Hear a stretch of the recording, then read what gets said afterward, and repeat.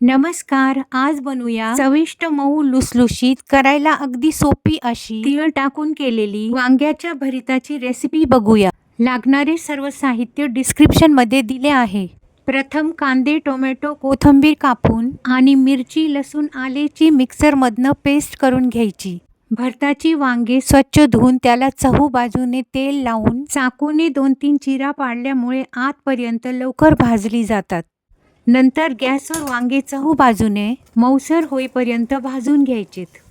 आता वांगे थोडे थंड झाल्यानंतर त्याचे वरचे भाजलेले स्किन काढून टाकायचेत। भाजल्यामुळे ते पटापट निघून येते। आता वांग्याचे देठ काढून वांगे पूर्णपणे मॅश करून घ्यायचे।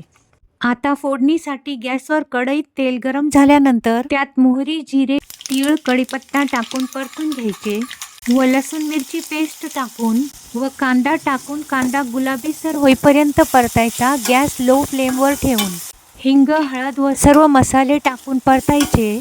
आता झाकण ठेवून टोमॅटो मऊसर परतायचा। आता मॅश केलेले वांगे टाकून एकजीव परतून घ्यायचे व झाकण ठेवून 1-2 मिनिट शिजू द्यायचे लो फ्लेमवर। इथे मी अगदी थोडीशी चवीपुरते साखर टाकली आहे। साखर हवी तर तुम्ही स्किप करू शकता।